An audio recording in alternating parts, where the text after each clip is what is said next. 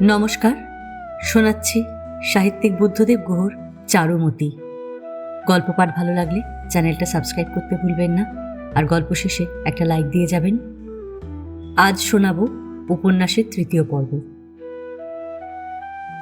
প্রকাণ্ড নাচঘর পেরিয়ে তারও পরে ঘরের পর ঘর পেরিয়ে গিয়ে চিকুর আর চারুমতি যখন বারান্দাতে কাশ্মীরি আখরোট কাঠের কারুকার্য করা টেবিল ঘেরা ঝিনুক বসানো চেয়ারে গিয়ে বসল, তখন মেঘ একেবারেই কেটে গেছে। সন্ধ্যের আগে আগেই একচোট জোর ঝড় বৃষ্টি হয়ে গেল। আকাশ মেঘে ঢাকা ছিল।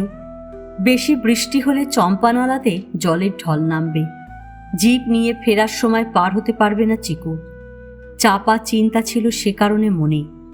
এখন মেঘ একেবারেই উড়ে গিয়ে ঝকঝক করছে চাঁদভাসীর নীল আকাশ।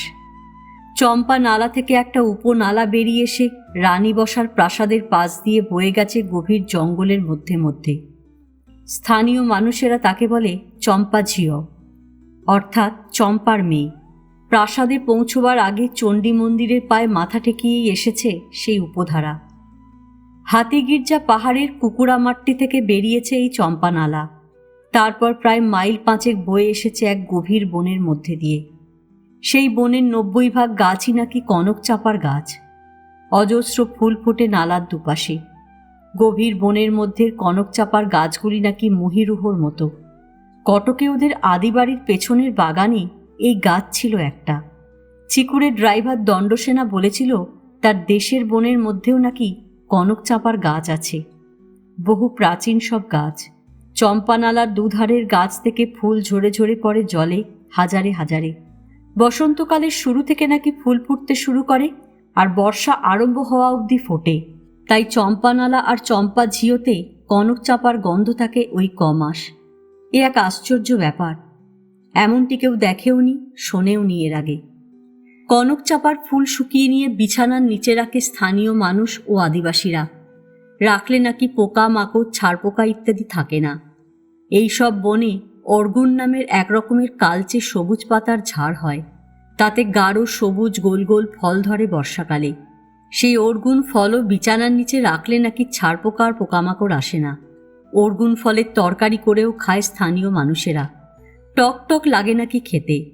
অর্গুনের পাতাগুলো ভারী সুন্দর দেখতে। চিকুর বামরাতে তার বাংলোর কম্পাউন্ডে এনে লাগিয়েছে 2টি ঝাড়। তবে মানুষের সাজানো কেয়ারি করা মরশুমি ফুলের বাগান চিকুরের ভালো লাগে না। বড় বন্য গাছগুলি তার প্রিয়। তাদের ছায়ায় গিয়ে দাঁড়ালে মনে হয় যেন মায়ের কাছে এলো। সত্যি বড় গাছের কোনো বিকল্প নেই। তাদের প্রত্যেককেই মা বলে মনে হয়। তুমি বসো, আমি একটু আসছি বলে চারুমতি চলে গেল।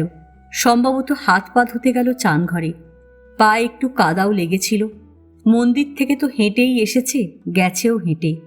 অদূরের মন্দির থেকে আরতির ঘণ্টার শব্দ ভেসে আসছে। হঠাৎ হাওয়ার ঝলকে ঝলকে ধূপধুনোর গন্ধ, ঢাকের শব্দ, কাঁসরের শব্দ এবং আরতির নৃত্য সব মিলেমিশে এক উন্মাদনা সৃষ্টি করে। চিকুরেরা হিন্দু না হলেও আত্মীয় স্বজন বন্ধুবান্ধব প্রায় সকলেই তো হিন্দু।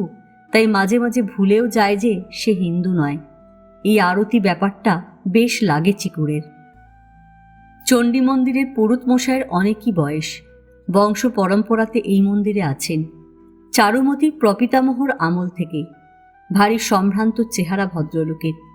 টকটকে ফর্সা গায়ের রং প্রায় চারুমতিরই মতো। একটি পট্টবস্ত্র পরনে, পায়ে কাঠের খড়ম। ফর্সা কাঁধ থেকে নেমে আসা দুগ্ধ ফেননিভ পৈতা। মন্দিরের অনতি দূরেই তাঁর বাড়ি। বৃদ্ধা ব্রাহ্মণী আছেন। তবে একই ছেলে ডাক্তার হয়ে কটকে জাঁকিয়ে বসেছে। জেনারেল প্র্যাকটিশনার, দারুণ নাকি পসার। চারুমতি যখন একা পুজো দিতে মন্দিরে ঢুকেছিল ভিতরে, তখন পুরোহিতের সঙ্গে কথা বলছিল চিকুর চাতালে দাঁড়িয়ে। জিজ্ঞেস করেছিল ছেলের পসার নাকি দারুণ। 1 মাসের আগে নাকি অ্যাপয়েন্টমেন্টই পাওয়া যায় না। চারুমতি বলছিল। গরিবের পকেট কাটছে 2 হাতে, পুরোহিতের পট্টনায়ক বললেন। তারপর বললেন, আজকাল দেশে কি ডাক্তার বুদ্ধি আর আছে নাকি চ্যাটার্জি সাহেব? অধিকাংশই তো চোর ডাকাত। বিবেক নেই, দায়িত্ব কর্তব্য জ্ঞান নেই, রোগ ধরতে পারে না। অ্যান্টিবায়োটিকের ছররা গুলির চোট করে রোগের চিলশকুন মারে। কোনো রোগ আর ধরতে পারে না এরা। না ধরতে পারলেই ভাইরাস ইনফেকশন, একটাই রোগ। আগে যেমন ছিল সন্ন্যাস রোগ, তবু সেই রোগে আরামে বিনা অত্যাচারে মরা যেত শান্তিতে নিজের ঘরে। বেঁচে থাকতে এতবার করে মরতে হতো না, বলে হেসেছিলেন পুরুত ঠাকুর। আপনার অসুখ হলে কী করেন, ডাক্তার ডাকেন না? চিকুর বলেছিল। না, শুধু আমারই কেন, রাজকুমারীর অসুখ হলেও কুকুরামাট্টিতে খবর পাঠাই পুণ্যবদ্যিকে, ধন্বন্তরী বদ্যি। রোগী গিয়ে তার দরজাতেই দাঁড়াক, কি সে নিজেই এসে রোগীর ঘরের চৌকাঠে দাঁড়াক, রোগীকে দেখা মাত্রই সে রোগের 80 ভাগ ধরতে পারে। তারপর নাড়ি ধরে বসে থাকে চোখ বুজে অনেকক্ষণ। জিভ দেখে, পেট দেখে টিপে টিপে, গলা দেখে, হাত পায়ের নখ দেখে, চোখ দেখে, নাক কানও ভালো করে দেখে। রোগীকে প্রশ্ন করে নানান রকম, তারপর ওষুধ বাতলায়। আর ছকমানিনীর MBBS পাস ডাক্তারকে ডেকে যদি বলেন পেটে ব্যথা, তবে পেটটা টিপে একটা বাজারি ট্যাবলেট লিখে দিয়ে চলে যাবে। মানুষের শরীর মানে যে শুধুই পেট বা বুক নয়, মাথা নয়, সে কথা তাদের আচরণে বোঝা পর্যন্ত যায় না। এইসব ডাক্তারের উপরে কোনো ভরসা নেই, রাজকুমারীরও নেই। তাহলে ছেলেকে অ্যালোপ্যাথি পড়ালেন কেন? সে কি আর আমি পড়িয়েছি? ছেলেবেলা থেকেই তার নানান রকম চাহিদা ছিল। আমি গরিব পূজারী ব্রাহ্মণ হলে কি হয়, এখানে টিভি নেই, বিজলি আলো নেই, এখানে ভদ্রলোকের পক্ষে নাকি থাকাই অসম্ভব। তাই এখানে নয়, সে সম্বলপুরে পড়াশোনা করত তার এক মামার বাড়িতে থেকে। সেই মামা কমার্শিয়াল ট্যাক্স অফিসার, খুবই ভালো অবস্থা। তার ইচ্ছে হওয়া মাত্রই সেই ইচ্ছে পূরণ করে দেয় অন্যে। আপনার ছেলে টিভি চেয়ে কি অন্যায় করেছিল?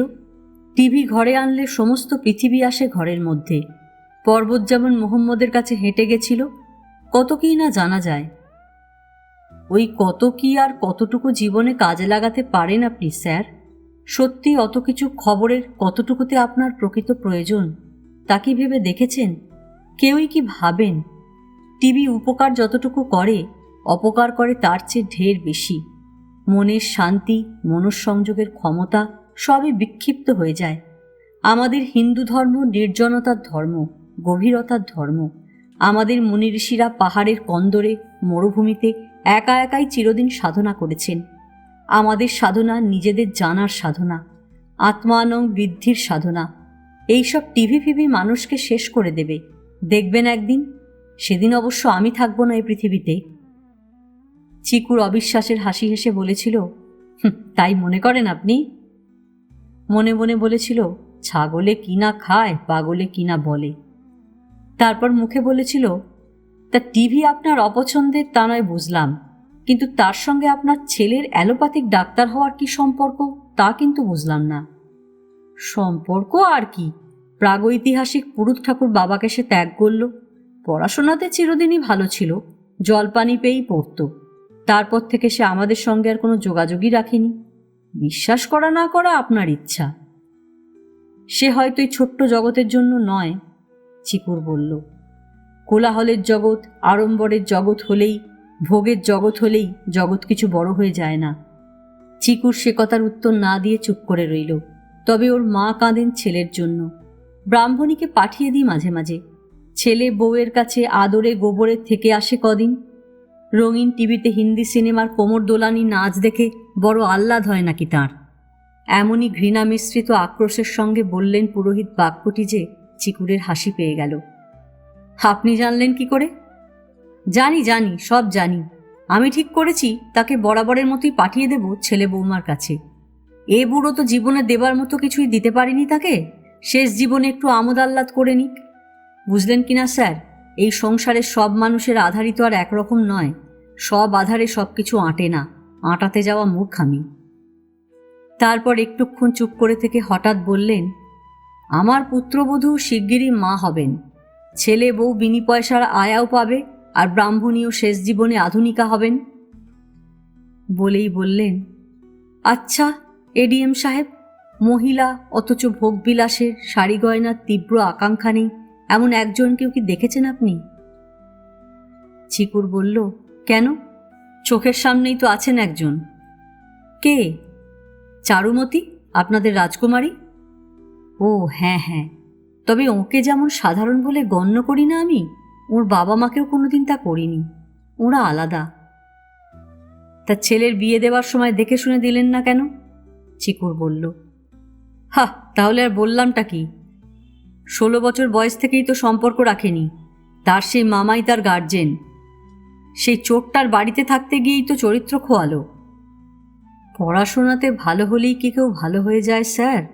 না, চরিত্রবান হয়। প্রকৃত ভালো হওয়ার সঙ্গে পড়াশোনাতে ভালো হওয়ার কোনো সম্পর্কই নেই। আমার এই দীর্ঘ জীবনে আমি অনেকই মেধাবী শয়তান দেখেছি। তারপর বললেন, আমার ছেলে কি আমাকে জিজ্ঞেস করে বিয়ে করেছিল? বিয়ে তো করেছে নিজেই, আমাকে তো জানায়নি, এমনকি তার মাকেও জানায়নি। বোঝবার চেষ্টা করুন, টিভি কিনে দেব কি করে? এখানে কি বিজলি আছে? সে বলেছিল সোলারে চালাবে, রাজি হলাম না। সেই রাগেই তো চলে গেল কটকে, তারপর বুড়লা মেডিকেল কলেজে। বুড়লা আবার কোথায়? সে কি নাম শোনেননি? সম্বলপুরের কাছে খুব বড় হাসপাতাল আছে সেখানে। তাই? একটু চুপ করে থেকে চিকুর বলল, আপনাদের এখানে আজও বিজলি নেই কেন? সত্যিই তো আশ্চর্য কথা। আমাদের রাজা সাহেবই আনেননি। তার বাবার আমলেও বিজলি ছিল না এ তল্লাটের কোথাওই। উনি বলতেন, বড় বেআব্রু আলো। বিজলি আলো এলে পূর্ণিমা অমাবস্যাই বোঝা যাবে না। দরকার কি? আমার রাজ্যে তো চোর ছ্যাচর নেই, অত বেশি আলোর প্রয়োজন কি? এখন তো হয়েছে, চিকুর বলেছিল। কি চোর ছ্যাচর? হয়নি? আশ্চর্য লাগবে শুনতে, কিন্তু সত্যিই হয়নি। আমাদের এখানে লোভ আসেনি, তাই হয়তো চোর ছ্যাচররাও আসেনি। না, এখনও আসেনি। সেসব পাবেন আপনাদের বামরাতে, কটকে, ভুবনেশ্বরে, হয়তো সম্বলপুরেও। এখানের মানুষের মনে এখনও যে লোভ ঢোকেনি তেমন করে। সকলেরই সব চাই, এই ভাবনা কলুষিত করেনি পরিবেশ। আমাদের চারুমতী রাজকুমারী লোভের ছারপোকাদের কনক চাপার শুকনো ফুল আর অর্গুণের ফলের মতোই অনেক কিছু দিয়ে দূরে রেখেছেন। কতদিন পারবেন জানি না অবশ্য। এ বড় কঠিন কাজ, বড় দুঃসাধ্যই। বেশ কিছুক্ষণ চুপ করে থেকে চিকুর পুরুতমশাইকে বলেছিল, এ তো দেখছি আজব রাজার আজব দেশ। বিশ্বাস করতেও কষ্ট হয় যে এখনও আপনার আর আপনার রাজাবাবু আর রাজকুমারীর মতো মানুষ এ পৃথিবীতে আছেন। সকলেই যখন সামনে দৌড়ে যাচ্ছে, ঠিক তখনই আপনারা পেছন দিকে যাওয়ার ধনুক ভাঙা পণ করেছেন দেখছি। হ্যাঁ চ্যাটার্জি সাহেব, আমরা অন্যরকম হওয়ার চেষ্টা করাও কি খারাপ? আমরা আমাদেরই মতন, এবং আমরা তাই থাকতে চাই। খারাপ তো আমি বলিনি, বলছি শুধু অন্যরকম। তারপর কথা ঘুরিয়ে বলেছিল, আপনার ছেলে যে ডাক্তার হয়ে গেল, তাহলে আপনার পরে চণ্ডী মন্দিরের পুরোহিত কে হবেন? শুনেছি তো এই পদে আপনারা আছেন পুরুষানুক্রমেই। তা আছি, কিন্তু কি করা যাবে? এত অল্পে যে সে সন্তুষ্ট হতো না। সে গেছে, ভালো হয়েছে। তবে পুরোহিতের অভাব কি? মা চণ্ডী তো সবই জানেন। মা আমার অন্তর্যামী, তিনি যজ্ঞজনকে খুঁজে নেবেন। মায়ের পুজো একবেলার জন্য বন্ধ থাকবে না। মা আমাদের ভারী জাগ্রত মা। কত দূর দূর থেকে যে মানুষ বন পাহাড় পেরিয়ে পুজো দিয়ে যায়, মানত বা মানস করে যায় কত কিছু। তাই তো আপনার যদি কিছু চাইবার থাকে তো চেয়ে দেখবেন। আপনার এই রানী বসার মা চণ্ডীর কাছে কি মানুষে শুধু চাইতেই আসেন, ভিখিরিরই মতো? না, তা কেন? রাজকুমারী যে এখন মায়ের সামনে জোড়াসনে স্থির হয়ে বসে আছেন, তাকে কিছু চাইবার জন্য? নিজের মঙ্গল কামনা তিনি করেন না, অন্যের মঙ্গল প্রার্থনা করেন। আপনি কি করে জানেন? জানি স্যার, জানি। কত কিছুই যেমন জানি না আপনারা যা জানেন, আবার এমন অনেক কিছু আমি জানিও যা আপনারা জানেন না। কিছু ছাড়লে তবেই না বদলে কিছু পাওয়া যায়।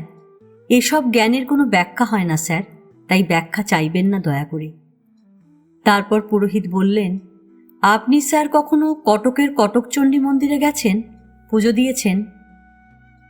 গেছি, কিন্তু পুজো দিইনি। আমাদের পরিবারের কটকের আদি বাড়িতেও মা চণ্ডীর পুজো হয় প্রতি বছর দুর্গাপুজোর সময়। মা দুর্গাই তো মা চণ্ডী। শুধু মা চণ্ডী কেন, মা দুর্গার কত রূপ। তাই তো শুনে আশ্চর্য লাগছে যে বাড়িতে পুজো হয় অথচ আপনি পুজো দেন না। কিরকম? মায়ের ওপর বিশ্বাস নেই? ঈশ্বরে বিশ্বাস করি, তবে মূর্তি পুজো করি না। আপনি কি মুসলমান? না, মুসলমান নই, তবে মুসলমানেরাও তো কাবাকে মানেন, আল্লাহকে মানেন, মূর্তি পুজো না করলেও এক বিশেষ ব্যক্তিত্বকে পুজো করেন। কিন্তু আমরা পরম ব্রহ্মর উপাসক, ব্রাহ্ম ধর্মাবলম্বী। সেটা কি ধর্ম? হিন্দু ধর্মেরই একটি সন্তান বলতে পারেন ব্রাহ্ম ধর্মকে। আকাশ থেকে পড়েনি আমাদের ধর্ম। তাই? সত্যি কত কিছুই জানার আছে। তা হিন্দু ধর্মের উপাস্য দেবতা কে কে, মানে দেবদেবী? চিকুর জিজ্ঞেস করল ওকে। কথাতেই বলে যে আমাদের 33 কোটি দেবদেবী, তবে সকলের নাম তো আমি জানি না। কতজনের জানেন? ফটকিনা বললে কি মনে পড়বে? এই শব্দটা নতুন শিখল চিকুর। ফটকিনা মানে বাংলাতে ফট করে আর কি। তবু যা মনে পড়ে তাই বলুন। হর, পার্বতী, ভুবনেশ্বরী, বিদ্যাধর, ভরগু বিদ্যাধর ও বিদ্যাধরী, বগলা, ধূমাবতী, যক্ষী, কমলা, লক্ষ্মী, কার্তিকেয়, মহামনসী, চক্রেশ্বরী, রোহিণী, গৌরী, পুরুষদত্তা, ভারতী, প্রজ্ঞপ্তি, কালী, তারা। তারপর দাঁড়ান মনে করি। ষোড়শী, ভৈরবী, মাতঙ্গী, ছিন্নমস্তা, বৈরাট্য, অচ্ছুপ্তা, মহাকালী, মানসী, অপ্সরা, সর্বস্তা, মহাজাল, বিষ্ণু, বামন, শিব, মহিষমর্দিনী ও রাড়ু, গন্ধর্ব, ভদ্রকালী, ঋষি, যোগিনী, চামুণ্ডা, যক্ষ, মহাদেব, নরসিংহ বা নৃসিংহ, পরশুরাম, রাজচণ্ড, উমা, বলরাম, কল্কি, নাগরাজ, রাক্ষস, সরস্বতী, কামাখ্যা, কালীয় দমন, কুবের, গণেশ, ব্রহ্মা, মৎস্য, কুর্ম, বরাহ, ইন্দ্র, বড়ভদ্র, বালকৃষ্ণ, বীরভদ্র, হনুমান, সূর্য, চন্দ্র, অগ্নি। আর মনে পড়ছে না। চিকুর হেসে বলল, যা পড়েছে তাই যথেষ্ট। পুরোহিত কিছুক্ষণ চুপ করে থেকে বললেন, আমার একমাত্র সন্তানের দেওয়া দুঃখ আমার অনেকই। সে শহরে যাওয়াতেই কাল হলো। বিয়েও করলো একেবারে একটি নিচু জাতের মেয়েকে, তবে তার চেহারা ছবি নাকি ভালো, বিয়ে পাশও শুনেছি। সে কি, আপনি বৌমাকে একবারও দেখেননি? দেখালে তো দেখব, এখানে আনলে দেখতাম। সেখানে গিয়ে দেখার গরজ আমার নেই। পরের মেয়েকে, বজ্জাতের মেয়েকে কে দেখে? মানুষের তো শুধু দুটি জাত ঠাকুরমশাই, অথচ জাত কি সত্যিই আছে, না ছিল কোনোদিন? দুটি জাত মানে কি কি জাত? ভালো আর খারাপ। সব মানুষের মধ্যেই তো আপনার নারায়ণ আছেন, চণ্ডীও আছেন, নেই কি? আপনি স্বামী বিবেকানন্দ লেখা পড়েননি? স্বামী বিবেকানন্দ কে? না, আমি পড়িনি। ওড়িয়াতে কি পাওয়া যায় তাঁর লেখা? তা জানি না, তবে খোঁজ করে বলবো, পাওয়া নিশ্চয়ই যাবে। আমার দরকার নেই। 3-26 বয়স হয়েছে আমার এডিএম সাহেব। এখন নতুন করে শেখার আর কিছু নেই, সময়ও নেই। আমি আমার মা চণ্ডীকে মানি। 5 পুরুষ ধরে তাঁরই সেবা করছি। তাঁরই সঙ্গে আমার কথা, তাঁর কাছেই আমার সুখ দুঃখের কথা বলি। আর অন্য কিছু জানার বা শেখার সময় আর নেই। সময় সবসময় থাকে। চিতায় ওঠার পূর্ব মুহূর্ত পর্যন্ত শেখা যায় ঠাকুরমশাই। শিক্ষার কোনো সময় অসময় নেই। যদি না শিখতে চান, 2 চোখ বন্ধ করে রাখতে চান, তবে অবশ্য অন্য কথা। হ্যাঁ এডিএম সাহেব, 2 চোখ আমি বন্ধ করেই রাখতে চাই। যে 2 চোখ দিয়ে আমি মা চণ্ডীকে দেখে এসেছি শিশুকাল থেকে, সেই চোখে আর অন্য কিছুর ছায়া পড়ুক তা আমি চাই না। আমার ছেলে তো শুধু আমাকেই ত্যাগ করেনি, আমার পিতা প্রপিতামহর অভিমানকেও অপমান করেছে। আমার সমস্ত জীবনের সাধনার কোষাকষিতে থুতু দিয়েছে। সে তো আর মায়ের পুজো করবে না। সেই পাপের প্রায়শ্চিত্ত যে কদিন আছি, সেই কদিন ভালো করে করতে দিন আমায়। আমার মন বিক্ষিপ্ত হয়, এই একাগ্র নির্জন সাধনা থেকে সরে যায়, এমন কিছু আমাকে করতে বলবেন না স্যার। দয়া করে আমার আর আমার মায়ের মধ্যে বিচ্ছেদ ঘটাবেন না। আপনার কাছে হাত জোর করছি। আমি খুবই অল্প জানি। দিন শেষে আমাকে জ্ঞানী করবেন না। আমার মতো স্বল্পজ্ঞানী মূর্খরাই শুধুমাত্র জানে মূর্খামির সুখ এবং গর্ব। এই সহজ সুখ সম্বন্ধে আপনাদের মতো অনেক জানা মানুষদের কোনো ধারণাই নেই স্যার, হবেও না। এমন সময় চারুমতি মন্দিরের ভেতর থেকে বেরিয়ে চাতালে এসে দাঁড়ালো। আহা, তোমাকে যা দেখাচ্ছে না। কেন? ওই বৃষ্টি শেষের রাঙা আলোর গোধূলিতে যেন রাধারানী। বাবা, তুমি কবি হলে কবে থেকে? কবি সকলেই, কবিত্ব ভিতরে সুপ্ত থাকে। কখন যে পাখি কার মনের মধ্যে কবিত্বের ডিম ফুটে বেরোয় তা কি সে নিজেই জানে? তাই তাই তো। তাছাড়া মৈথিলী কবি বিদ্যাপতির দেওয়া রাধার বর্ণনার সঙ্গে তোমার ওই মনের মূর্তি যেন হুবহু মিলে যাচ্ছে। কীরকম? জব গধূলি সময় বেলি, ধনী মন্দির বাহির ভেলি, নবজলধর বিদুরী রেহা, দ্বন্দ্ব পসারিয়া গেলি। চারুমতির মুখ ভালো লাগাতে আরক্ত হয়ে গেল। শেষ বেলার আলোতে তার সুন্দর মনের সৌন্দর্য এক বিধুর দীপ্তি পেল। একটুক্ষণ চুপ করে থেকে মুখ তুলে সে বলল, তুমি বিদ্যাপতিও পড়েছ নাকি? তুমি তো বাংলার ছাত্র ছিলে না? তা হয়তো ছিলাম না, কিন্তু আমি বাঙালি তো বটেই। যে শিক্ষিত বাঙালি বিদ্যাপতি পড়েননি তিনিও কি শিক্ষিত? মৈথিলীর সঙ্গে বাংলার তো খুব একটা তফাতও নেই, যেমন নেই ওড়িয়ার সঙ্গেও। তা ঠিক, তবে তোমার মতো শিক্ষিত এ দেশে অনেক বেশি থাকলে ভালো হতো।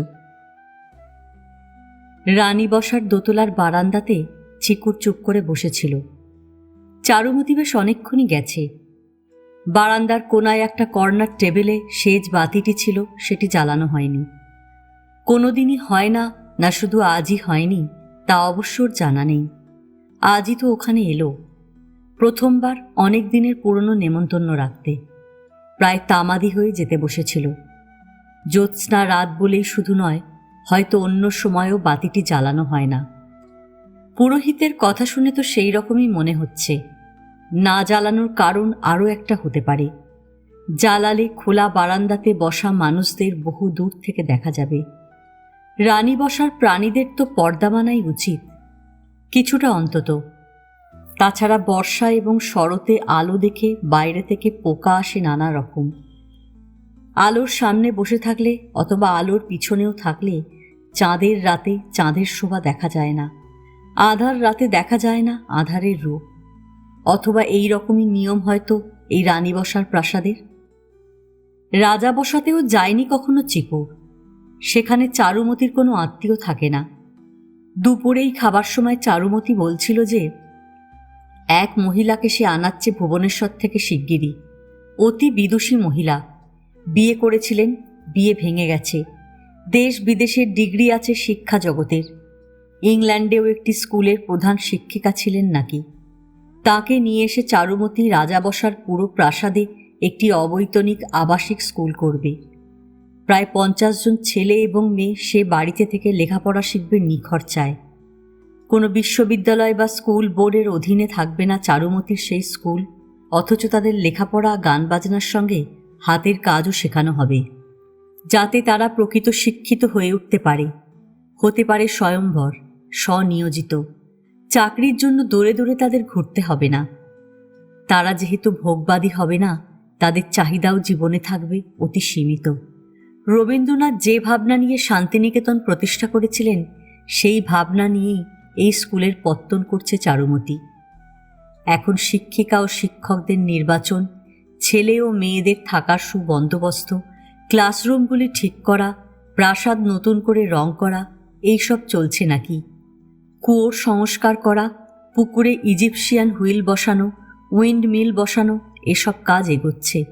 অধিকাংশ ক্লাসই হবে বাইরের গাছতলাতে, আর গাছের কোনো অভাব নেই নাকি সেখানে। শান্তিনিকেতনের মতো বেদি করে দেবে গোল করে, গাছেদের ঘিরে ঘিরে। অত্যন্ত গরম ও প্রবল বর্ষা ছাড়া সব ক্লাস বাইরেই হবে। এর পরের বার যখন আসবে চিকু, তখন নিয়ে যাবে চারুমতি তাকে সেখানে। ওর স্কুলের স্বপ্নর বীজ চারুমতি মনে নাকি শান্তিনিকেতনে 3 বছর থাকাকালীনই রোপিত হয়ে গিয়েছিল। আজ তা কনক চাপার মতো, বনের গভীরের প্রাচীন মহা নিমের মতো, সুউচ্চ শিমুলের মতো মাথা উঁচু করে দাঁড়িয়েছে। এই কারণেই চারুমতি পরীক্ষা পাশ করে IAS পেয়েও আর এগোয়নি। আজ চিকুর রানী বসাতে আসার পর থেকে সারা দিন ওইসব নিয়েই আলোচনা করেছে চারুমতি চিকুরের সঙ্গে। চারুমতির উচ্ছ্বাস দেখে এবং ওর কাছে সব শুনে চিকুরও যেন ক্রমে ক্রমে চারুমতির এই নিঃস্বার্থ ও ব্যস্ত যজ্ঞে মনে মনে লিপ্ত হয়ে গেছে। আজ রানী বসাতে আসার আকর্ষণ ছিল চারুমতি, তার একসময়ের সহপাঠী। যে কোনো ভালো উদ্যোগী অন্যের মধ্যে সংক্রামিত হতে বোধহয় বেশি সময় লাগে না। আসার পরে চারুমতির এই মহান ব্রততে সে যেন সত্যি উদ্বুদ্ধ হয়ে গেছে। তার দ্বারা সরকারি ও বেসরকারিভাবে যতখানি সাহায্য চারুমতিকে করতে পারে ও তা করবে বলে মনস্থ করেছে, কথাও দিয়েছে। যদিও সরকারি সাহায্য চারুমতি নিতে চায় না। স্কুলের নাম কি হবে তা এখনো ঠিক করে উঠতে পারেনি চারুমতি। নানা নাম মনে এসেছে এবং তার সবকটি বাতিলও করে দিয়েছে। আজকে চিকুরের উপরেও এই নামকরণের ব্যাপারের ভাবনার ভার দিল চারুমতি। সম্বলপুর হয়ে ঝাড়সুগদাতে নেমে টিটলাগড় প্যাসেঞ্জারে চেপে বামরা স্টেশনে নামবেন এসে সেই মহিলা। এ মাসের শেষ রবিবার, এখনও 3 সপ্তাহ আছে। তাকে আনতে যাবার আগেই চারুমতি চাইছে অন্তত সে মহিলার নিজের থাকার ব্যবস্থাটা যেন সুসম্পন্ন করা যায়। তিনি এলে তাঁর সঙ্গেও পরামর্শ করে 3 জনে মিলে নামটা ঠিক করা হবে এমনই কথা হয়েছে। সব ঠিকঠাক হতে হতে এখনও মাস 3 লাগবে কম করে, তার বেশিও লাগতে পারে। চারুমতির ইচ্ছে আছে পুজোর আগেই স্কুল আনুষ্ঠানিকভাবে খুলে ভাইফোঁটার পর থেকে পুরোদমে ক্লাস শুরু করাবে। এখন man proposes god disposes, Charumati বলছিল। চারুমতি ফিরে এলো, তার পিছনে পিছনে মালতী, হাতে ট্রে নিয়ে। ট্রের এক পাশে ওয়েজউডের বোন চায়নার প্লেট সাজানো, ন্যাপকিন, রূপোর কাঁটা চামচ। চারুমতি বলল, উনি কিন্তু খুব পাতলা চা খান, চায়ের পাতা খুবই অল্প দিবি মালতী টি পটে, তারপর টি কজিতে ঢেকে নিয়ে আসবি, আমি তৈরি করে দেব। তারপরই বলল, পোড় পিঠা দিলি না? আনছি। আনছি কি রে, আগে তো মিষ্টি খাবেন, তারপর তো নোনতা দিয়ে চা। মালতী লজ্জা পেয়ে বলল, নিয়ে আসছি, সব গোছানোই আছে। মালতী চলে গেলে বাইরের চন্দ্রালোকিত চম্পা ঝিওনালা, তার ওপাশের ঝাঁটি জঙ্গল এবং তারও পরের গভীর জঙ্গলের দিক থেকে মুখ ফিরিয়ে চাঁদের আলোতে আভাসিত চারুমতির মুখের দিকে চেয়ে চিকুর বলল, চান করে এলে বুঝি? না তো, কেন হঠাৎ এ প্রশ্ন? না, কি সুন্দর একটা গন্ধ পাচ্ছি, হাওয়া দিল তো হঠাৎ একটা, ভাবলাম। বসন্তে তো হাওয়া দেবেই, কোকিলও ডাকবে, বসন্ত বৌরি। বলতে বলতে সত্যি বসন্ত বৌরি নয়, পিউ কাহা বুকের মধ্যে চমক দিয়ে পিউ কাহা করে ডেকে উঠল, পাগলের মতো ডাকতে লাগলো। ইংরেজরা এদের নাম ব্রেন ফিভার রেখে ভুল করেনি, কি বলো? চিকুর বলল। নীল আকাশে উড়ে উড়ে ঘুরে ঘুরে ডাকছে পাখিটা, তার প্রিয়াকে তার সত্যিই বড় দরকার। চারুমতি হেসে বলল, দেখলে তো, বলেছিলাম। তারপর বলল, যে গন্ধটা পেলে হাওয়াতে, সেটা চম্পা ঝিওনালার গন্ধ। সকাল থেকে মেঘ করেছিল তো, হাওয়া ছিল কই, তাই তো পাওনি গন্ধ। এই যে বৃষ্টি হয়ে গেল, দেখো এরপরই বসন্ত আসবে বনে বনে, পাতা ঝরবে, পাতা উড়বে, বনের বুক নানা ঝরা পাতার গালচেতে ঢেকে যাবে। কুসুম গাছে নতুন পাতারা এসে পাতলা ফিনফিনে হালকা ক্রিমসন পাতাতে ভরিয়ে দেবে। যে কুসুম গাছ চেনে না সে ভাববে ফুল ফুটেছে বুঝি। মহুয়ার গন্ধ ভাসবে হাওয়াতে, আরও কত ফুলের গন্ধ। একটুক্ষণ চুপ করে থেকে বলল চারুমতি, তুমি যে কি, যদি আতর জলেও চান করি তবুও কি এমন গন্ধ কখনো উঠবে আমার শরীর থেকে? কি করে বলবো আমি? স্বয়ম্বর সভা থেকে যে রাজা বা রাজকুমার তোমাকে ঘোড়াতে বসিয়ে টগবগিয়ে নিয়ে যাবে, শুধু তিনিই তা বলতে পারবেন।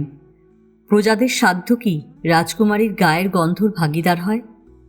কথা ঘুরিয়ে চারুমতি বলল, কি সুন্দর দেখাচ্ছে না বাইরেটা, মোহময় না কি একটা শব্দ আছে বাংলাতে, ঠিক সেই রকম, তাই না? ঠিক ওড়িয়াতেও খুব বেশি তফাৎ তো নেই, তফাৎ যা তা উচ্চারণে, তবে নিজস্ব শব্দও আছে অনেকই। তারপর বলল, মোহ আসলে থাকে মানুষেরই মনের মধ্যে, তার চোখ দিয়ে সেই মোহগ্রস্ত অবস্থাতে যা সে দেখে তাকেই মোহময় বলে মনে হয় হয়তো। হবে। মালতী পোড় পিঠা ট্রে নিয়ে এলো।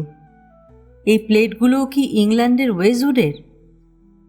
চাঁদের আলো এসে শুধু বারান্দায় ভরে দেয়নি, ওদের দুজনের গায়ে, মাথায়, টেবিলে এবং টেবিলের ওপরে রাখা ট্রেতেও পড়েছিল। নিজেদের এবং নিজেদের চারিধারের পরিবেশকে কেমন রহস্যময় মনে হচ্ছিল অস্পষ্টতার কারণে। চারুমতি তো রাজকন্যা বটেই, চিকুরের নিজেকেও যেন রাজপুত্র বলে মনে হচ্ছিল। সেই জ্যোৎস্না প্লাবিত অরণ্য বেষ্টিত পাহাড় আর নদীর দিকে চেয়ে থাকতে থাকতে চিকুরের হঠাৎই মনে হলো দিনের আলোর মধ্যে কোনো রহস্য নেই, বড় বেশি উদলা ন্যাংটো সে আলো। ক্রকারি সম্বন্ধে চিকুরের প্রশ্নের উত্তরে চারুমতি বলল, না, এগুলো রোজেনথালের। জার্মানির রোজেনথাল? হ্যাঁ। তারপরে চারুমতি হেসে বলল, ভাবতেও রোমাঞ্চিত হই আজকাল যে আমার স্কুলের জন্য এইসব কিছুকেই নিলামে চড়াবো। আমার রাজা রানী বুর্জোয়া মা বাবা এবং তাদের পূর্বপুরুষেরা যা কিছুকেই ভীষণ দামি মনে করে অনেকই দাম দিয়ে সারা পৃথিবী থেকে সংগ্রহ করে এনেছিলেন, একদিন তার সব কিছুই আমি প্রলেতারিয়েতদের কল্যাণে লাগাবো। এর চেয়ে ভালো আর কি কিছু হতে পারে? তুমি কি বলো চিকুর? বলেই চিকুরের উত্তরের প্রত্যাশা না করে বলল, নিলাম কিন্তু করতে হবে ভুবনেশ্বরেই। যত উঠতি বড়লোক আর বড় বড় ঘুষখোর অফিসারেরা তো ভারতের সব রাজ্যের রাজধানীতেই থাকেন। লন্ডনের অক্সফোর্ড স্ট্রিট থেকে কেনা রূপোর কাটলারি, ওয়েজউডের আর রোজেনথালের ক্রকারি, জাপানের ফ্লাওয়ার ভাজ সবই নিলামে চড়াবো। এই আখরোট কাঠের কাশ্মীরি তাস খেলার টেবিলটা পর্যন্ত। আরও কত অ্যান্টিক জিনিস আছে, কলকাতার ল্যাজারাস কোম্পানির ফার্নিচার। একটু চুপ করে থেকে বলল, আমার মায়ের ছিল কাটলারি ক্রকারি, আর ছিল ঘর সাজানোর শখ, আর বাবার ফ্রেঞ্চ আর বেলজিয়ান ডিক্যান্টার, বিভিন্ন ধরনের পাইপ, নানা দেশের টোব্যাকো আর নানান রকম হুইস্কির, আমেরিকান বুবর্ন, জাপানিজ স্যান্টোরি, আর যত রকম মল্ট হুইস্কি হয় স্কটল্যান্ডে। অস্ট্রেলিয়ান মল্ট হুইস্কিও পছন্দ ছিল। কত রকমের ফ্রেঞ্চ ও স্প্যানিশ ওয়াইন, রেড এবং হোয়াইট, নানান দেশের liqueur, English Drambuie, French Cointreau, South African liqueur, cherry brandy, Austrian schnapps. তারপর থেমে বলল, আরও ছিল বন্দুক রাইফেলের শখ, পিস্তল রিভলভারেরও, German Mannlicher Schoenauer, American Remington repeater, জেকো, বেলজিয়ান বন্দুক, ইংল্যান্ডের জেমস পার্ডি, ডাব্লু গ্রিনার, হল্যান্ডের double barrel rifle, over under বন্দুক, duck gun, Czechoslovakian .22 rifle, English Savage Paradox, আরও কত কি, Webley Scott, Colt, Smith and Wesson, Llama, আরও কত রকমের, কত বোরের পিস্তল রিভলভার। বলতে বলতে চারুমতির দূর চোখ যেন স্মৃতির আলোতে চাঁদের আলোর চেয়েও উজ্জ্বল হয়ে উঠল। তারপরে একটু চুপ করে থেকে বলল, আমি যখন শান্তিনিকেতন থেকে ফিরলাম, পাঠভবনে পড়েছিলাম আমি, ক্লাস 2 থেকে 5 অবধি। বাবা আমাকে ওর একটি 20 বোরের টলি শটগান উপহার দিলেন। করে আঙুলের মতো সরু সরু গুলি নিত দোনলা বন্দুকটা, আর কত রঙা গুলি, ইলি কিঙ্ক, ইংলিশ গুলি, তাই দিয়ে শিকারে আমার হাতে খড়ি। 15 বছর বয়সে অবশ্য প্রথম বাঘ মারি বন্দুকে নয়, 375 ম্যানলিকার সোনার রাইফেল দিয়ে। মানুষ কেকো, মেঘমালা পাহাড়ের ওপরে ঝুঝুরু নামের যে খন্দবস্তি আছে, সেখানে হাঁকা করে, কিন্তু মাচা থেকে মারিনি, মাটিতে, মানে একটা পাথরের ওপর বসে মেরেছিলাম। পাশে অবশ্য বাবা ছিলেন তাঁর 470 double barrel Jeffrey number 2 rifle নিয়ে, তবে তাঁর সাহায্যের দরকার হয়নি আমার। বাবা হেসে বলতেন, এই কবছর শান্তিনিকেতনের শান্তির শিক্ষা পেয়েছ, এবার আমার সঙ্গে বনে পাহাড়ে একটু অশান্তির শিক্ষা নাও। জীবনে সব কিছুই শিখতে হয়। তারপরেই মনে আছে আবৃত্তি করেছিলেন, জীবনের ধন কিছুই যাবে না ফেলা, ধুলায় তাদের যত হোক অবহেলা। তোমার বাবা বুঝি রবীন্দ্রনাথের খুব ভক্ত ছিলেন? না হলে কি রানীবসা থেকে একমাত্র সন্তান আলালের ঘরের দুলালিকে শান্তিনিকেতনে পড়তে পাঠান? প্রথম প্রথম খাওয়া দাওয়া শোয়ার খুবই কষ্ট হতো সেখানে। বাবা চিঠি লিখতেন এই বলে যে এসব বাহ্য, মানুষে মানুষে তফাৎ হয় শুধু তাদের প্রতিবেশে, পরিবেশে, শিক্ষায়। খাওয়া দাওয়া শোয়া কোনো ব্যাপারই নয় চারু, তোমাকে আমি মানুষের মতো মানুষ করে গড়ে তুলতে চাই, একেবারে চৌকস করে। আমাদের এই হতভাগ্য গরিব দেশে মানুষের মতো মানুষ বড়ই অভাব, মানুষ হতে হবে তোমাকে। বলেই চারুমতি চুপ করে গেল। মানুষ তো হয়েইছ, চিকুর বলল। এখনো পরীক্ষাতেই তো বসিনি, জানি না কোনোদিন প্রকৃত মানুষ হয়ে উঠতে পারবো কিনা। মানুষ হওয়া কি সোজা কথা চিকুর?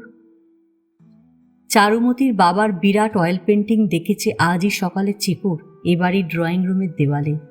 মোটা সোটা অতি সাদামাটা চেহারা, যতটুকু জৌলস তা পোশাকে আশাকে পাগড়িতে, প্রিন্স কোটের বাটন হলে লাগানো লাল গোলাপি। কে জানে, হয়তো আসলে কোনো মানুষের বহিরঙ্গ রূপ দেখে কিছুই বোঝা যায় না। তার মন, তার শিক্ষা যে কোন খাতে প্রবাহিত তা বোঝা যায় শুধু তার সঙ্গে কথা বললে, মিশলে। তাছাড়া মেয়েধীন শক্তপোক্ত চেহারার সঙ্গে চরিত্রের দার্ঢ্য বা ঋজুতার কোনো সাজুজ্য কোনোদিনই ছিল না বোধহয়। ফিজিক্যাল কারেজ অথবা শরীরের গড়ন দিয়ে কিছুই প্রমাণিত হয় না। সেনাবাহিনীতে অফিসারদের প্রথম কথাই শেখানো হয়, physical courage is the least form of courage. কথা না বলে পোড়পিঠা এবং মাংসের সিঙাড়া প্লেটে তুলে চিকুর বাইরের ফাল্গুনের রাতের শুক্লা চতুর্দশীর বন প্রান্তর ও নদীর দিকে চেয়ে রইল। চম্পা ঝিওনালা বা ছোট্ট নদীটির মধ্যে মধ্যে কালো বড় বড় বিভিন্নাকৃতি পাথর আছে। তাদের কালোতর ছায়া সেই চাঁদের রাতের প্রকৃতিকে আরও রহস্যময় করে তুলেছে, যেন মোহময়। কি ভাবছ? খাও, সিঙাড়াগুলো যে ঠান্ডা হয়ে গেল। চিকুর বলল। চা, পোড়পিঠা, সিঙাড়া খেয়ে এবার বেরিয়ে পড়তে হবে আমাকে। জিপে কতক্ষণ লাগবে পৌঁছতে? তা ঘন্টা তিনেক তো বটেই। মারুতি জিপসিতেও? হ্যাঁ, একবার আমার জিপ একটা ট্রাকের সঙ্গে অ্যাক্সিডেন্ট করে উল্টে গেছিল না, তারপর থেকে। সে কি, কবে? এখানে এসে জয়েন করার পরপরই। তখনও তোমার খবর পাইনি। তুমি যে এই জেলারই এক প্রত্যন্ত প্রদেশে কনক চাপার মতো গন্ধ ছড়িয়ে ফুটে রয়েছ রানী বসাতে, তা তো আগে জানিনি। দিল্লি ছাড়ার পর তো দেখাই হয়নি তোমার সঙ্গে, ঠিকানাও ছিল না। তোমার চোট লাগেনি জিপ উল্টে যাওয়াতে? লাগেনি আবার? শুয়েছিলাম মাসখানেক হাঁটুর চোটের কারণে, তবে মাথার বাঁদিকে যে লেগেছিল তার জের এখনও চলছে।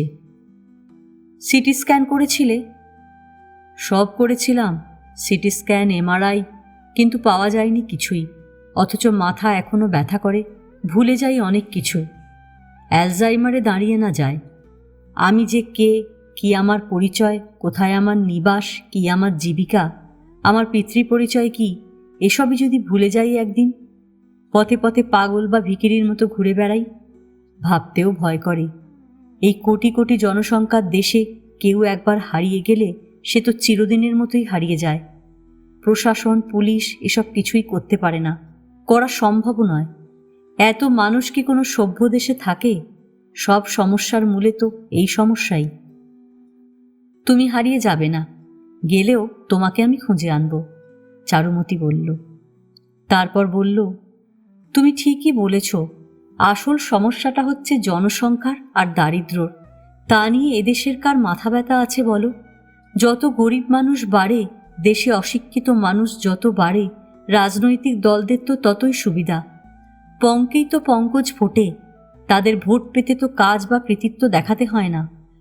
ভরং এবং ভর্কি দিয়েই পাওয়া যায় ভোট, ভারতবর্ষ সব রাজ্যেই। তা ঠিক। আচ্ছা, যখন অ্যাক্সিডেন্ট হলো তুমি কি জিপ নিজে চালাচ্ছিলে? না না, আমার ড্রাইভার দণ্ডসেনা চালাচ্ছিল। কালাহান্ডির মানুষ সে, তবে ওর কোনো দোষ ছিল না। সে যাই হোক, তারপর থেকে আমি 80 কিলোমিটারের বেশি গতিতে মারুতি জিপসি নিজেও চালাই না, কাউকে চালাতেও দিই না। উল্টো দিক থেকে গাড়ি এলেই ভয় করে। বেশ করো। কি মানে, বেশি জোরে যে চালাও না।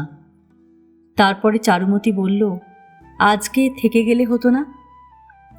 আরে না, কাল সকালে উঠেই যেতে হবে সম্বলপুরে। আমার ডিএম তো বটেই, আরও 2 জেলার ডিএম আসবেন। 11টাতে পৌঁছতেই হবে, কনফারেন্স আছে। এই একটা শব্দ বেশ কয়েন করেছ তোমরা ব্যুরোক্র্যাটরা। আগে যেন মানুষ কাজ করতো না, যত কাজ সব তোমরাই করছো। ঘরের বাইরে লাল আলো জ্বালিয়ে আড্ডা মারো, আর তোমার অফিসের লোকে অন্যকে বলবে সাহেব কনফারেন্স করছেন। মিটিং বললে কৌলিন্যে ব্যাঘাত হয় আজকাল, বলতে হয় কনফারেন্স। তা কাল সকালেই না হয় এখান থেকে যেও। রাতের বেলা একা একা এতখানি পথ, জঙ্গল, পাহাড়, নদী, পদার পথে যাবে, আমার ভয় করে। খুব ভোরেই না হয় বেরিও কাল। না, তা হয় না। Nothing should come between work and a man. Nothing comes before work. And how about a woman? Sorry, বলা উচিত ছিল পার্সন। দিনকাল দ্রুত পাল্টে যাচ্ছেই তো। কিন্তু এবারে একটু চুপ করে বসো, তারপর আমাকে একটা ব্রহ্মসঙ্গীত শোনাও তো। জানো, মিসেস পারিজা খুব ভালো গান করেন। মিসেস পারিজাকে? বারে, বললাম না, যিনি আসছেন আমার স্কুলের ভার নিতে। অবশ্য এখন আর মিসেস বলাটা ঠিক নয়, উনি তো ডিভোর্সি। ওর কুমারীকালের পদবি ছিল পাণিগ্রাহী। কি গান করেন উনি? অনেক গানই করেন। গুরু রঘুনাথ পাণিগ্রাহীর কাছেও শিখেছিলেন কিছুদিন। উচ্চাঙ্গ সঙ্গীতও কিছুদিন শিখেছিলেন সুনন্দা পট্টনায়কের কাছে। শুনেছি খুব ভালো রবীন্দ্রসঙ্গীত ও গান। কার কাছে শিখেছেন? যখন শান্তিনিকেতনে ছিলেন কণিকা বন্দ্যোপাধ্যায়, নীলিমা সেনের কাছে শিখেছিলেন। কলকাতায় যখন ছিলেন তখন সুবিনয় রায়ের কাছেও শিখেছিলেন। চিকুর বলল, ভালো। ভেবেছিলাম চাকরি ফাকরি ছেড়ে দিয়ে তোমার স্কুলে গানের মাস্টারি করব, তাও হবে না দেখছি। এই গিরিজা দেবীকে জোগাড় করলে কোথা থেকে? ইনি দেখছি সর্ববিদ্যা পারঙ্গমা, পণ্ডিত মানুষ। পণ্ডিত বলেই ভয় হয়। রবীন্দ্রনাথ বলেছিলেন না, যারা সব কিছুই পণ্ড করেন তারাই পণ্ডিত। তা তোমার এই নারী পণ্ডিত দেখতে কেমন? তোমরা পুরুষেরা এখনো মানুষ হলে না। উনি যদি পুরুষ হতেন তবে কি তুমি একবারও জিজ্ঞেস করতে তিনি দেখতে কেমন? মেয়েদের সবচেয়ে বড় গুণ কি তাদের চেহারাই? শুধু মেয়েদের কেন, চেহারা সকলেরই বড় গুণ। কথায় বলে না, পেহলে দর্শনদারি পিছে গুণ বিচারি। কেমন দেখতে তা কি করে বলবো, আমিও কি তাকে দেখেছি নাকি? তবে শুনেছি খুবই সুন্দরী। তোমার চেয়েও সুন্দরী? বিশ্বাস করি না আমি আবার সুন্দরী নাকি? Beauty is in the eyes of the বিহোল্ডার। তা তোমার চোখ খারাপ হলে আমি আর কি করতে পারি? তারপর কথা ঘুরিয়ে বলল, কথা না বলে একটা গান কি শোনাবে? এমন সুন্দর নরম ঝুমঝুম করা ফাল্গুনের চাঁদনি রাত, এখন অত কথা ভালো লাগে না। ত্রয়োদশীতে ঝুমঝুম আর শুক্লা পূর্ণিমার জন্য কি একটা শব্দ আছে না তোমার শব্দভাণ্ডারে? জেএনইউতে থাকাকালীন কি যেন বলতে কথাটা? গা ছমছম করা জ্যোৎস্না। ডাইনি জ্যোৎস্না? গ্রেট, হ্যাঁ এবারে মনে পড়েছে। এবার গানটা গাও প্লিজ। তারপর যদি রাতে সত্যি না থাকো তো বেরিয়ে পড়ো, আর দেরি করতে দেব না তোমাকে। ইস, কি ভালোই না লাগলো কথাটা, চিকুর বলল। তারপর বলল, জানো, নির্বুদ্ধি মানুষেরা ভাবে আমি তোমাকে ভালোবাসি বললেই বুঝি ভালোবাসার প্রকাশ হয়। আসলে তুমি যা বললে একেই বোধহয় ভালোবাসা বলে। অবশ্য এমন কনসার্ন তোমার শুধু আমার জন্যই নয়, তোমার কুকুর বেড়ালের জন্যও আছে। পরের জন্য এমন ভাবনা সম্ভবত শুধু মেয়েরাই ভাবতে পারে। তারাই তো পৃথিবীর ধারিকা বাহিকা, পরমা প্রকৃতি। তারপরই বলল, আমি নারী, আমি পারি। হে আবার কি স্লোগান? চারুমতি হেসে ফেলে বলল, কলকাতাতে একটা সেমিনারে কলকাতা বিশ্ববিদ্যালয়ের প্রো ভাইস চ্যান্সেলর ভারতী রায় এই বাক্যটি বলেছিলেন। তাই? দারুণ তো কথাটা। মিসেস পারিজাকে বলতে হবে। এবার কিন্তু গান। তুমি শোনাবে না? ঠাট্টা করো না তো। যে গান ভালোবাসে অথচ নিজে গাইতে পারে না, আমারই মতো, তার মতো দুঃখী মানুষ বেশি নেই সংসারে। গানটা ঈশ্বরের আশীর্বাদ, কারো কারোকে দেন ঈশ্বর, সবাইকে থোড়াই দেন। গান ভালোবাসা অগায়ককে গাইতে বলে তার দুঃখটা বাড়িও না। চিকুর চায়ের পেয়ালাটা পিরিচ শুদ্ধ টেবিলে নামিয়ে রেখে গানটি ধরল। বাইরের উদাস উধাও প্রকৃতির দিকে চোখ চেয়ে, চন্দ্র বরিশে জ্যোতি তোমারি, নির্মল অতি শীতল কিরণ সুখদায়ী, চৌদিকে তারাগণ উজলি গগন অঙ্গন, পালন করে তোমারই শোভা মনোহারী। বারবার গাইল চিকুর ওর গমগমে গলায়। তারপর বলল, গানটির অন্তরানেই শুধুই আস্তাই। পরিবেশ পাল্টে গেল। চম্পা ঝিও নদীর জলও যেন গান শোনার জন্য থমকে গেল চলতে চলতে। অনেকক্ষণ চুপ করে থেকে চারুমতি বলল, ব্রহ্মসঙ্গীত তো? বারে, তাই তো শুনতে চাইলে। ব্রহ্মসঙ্গীত নইলে এমন খটোমটো শব্দ কি থাকতো গানময়? উত্তর না দিয়ে হাসল চারুমতি। তারপর শুধল, কার লেখা গানখানি? জ্যোতিরিন্দ্রনাথ ঠাকুরের। তাই? এবার কিন্তু তুমি উঠে পড়ো। এরপরে যখন আসবে রাতে থেকে যেও, অনেক গান শুনবো তোমার গলাতে। রুদ্রাণীকে মনে পড়ে? তোমার গান শুনে প্রেমে পড়েছিল একেবারে হেড ওভার হিলস। আর দেরি করো না, একেবারে একা কেন আসো এত দূর জঙ্গল পথে?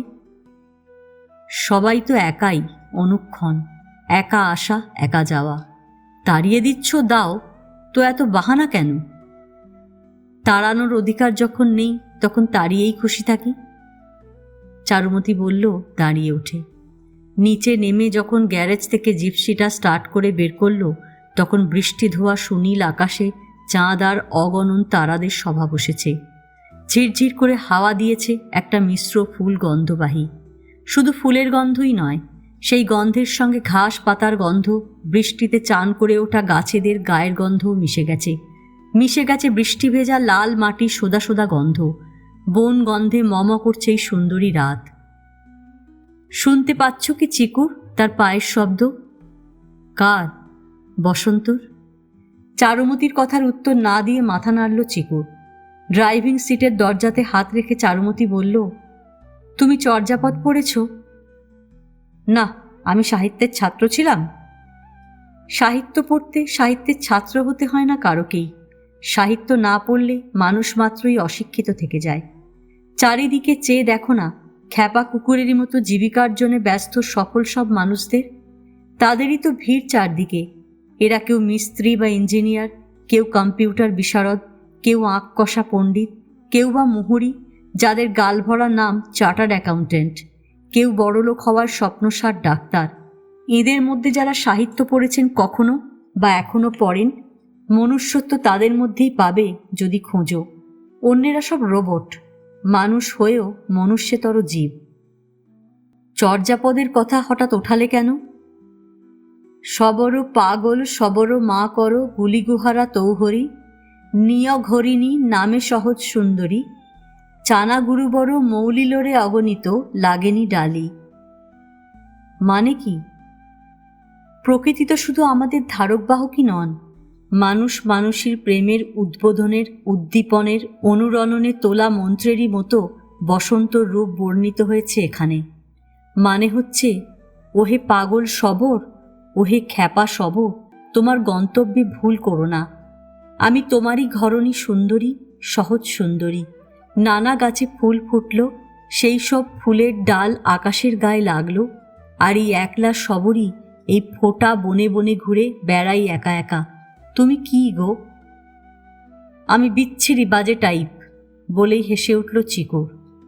তারপরই বলল, মনে পড়ে দিল্লিতে এই এক্সপ্রেশনটা তোমার মনোপলি ছিল? খুব জোরে হেসে উঠল চারুমতিও। তার হাসির শব্দে যেন তারারা কেঁপে উঠল।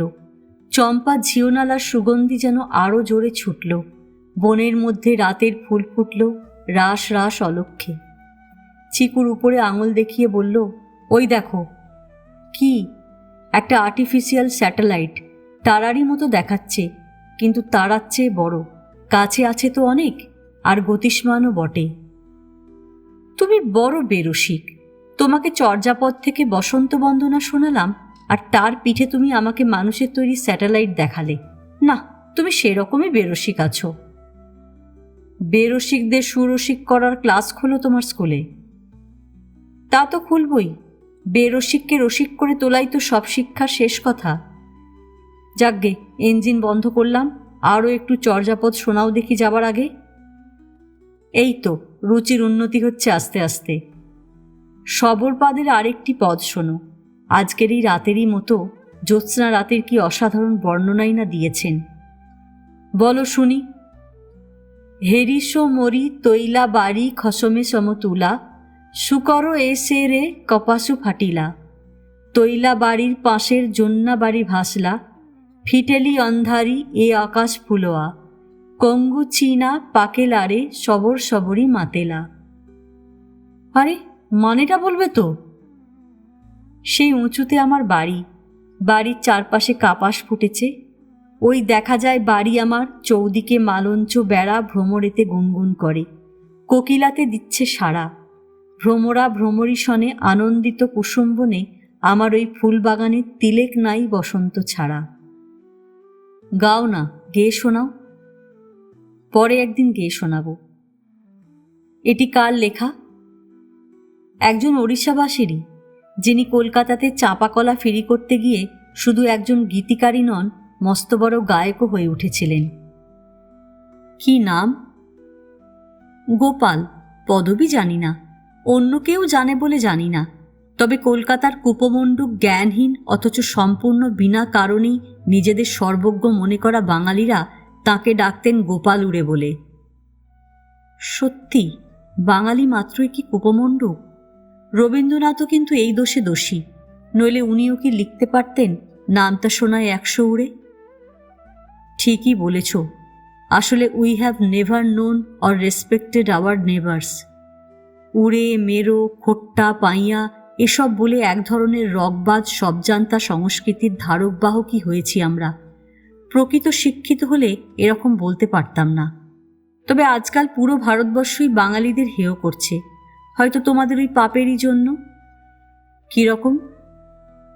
অধুনা বাঙালিদের নাম কি জানো? কি? বং।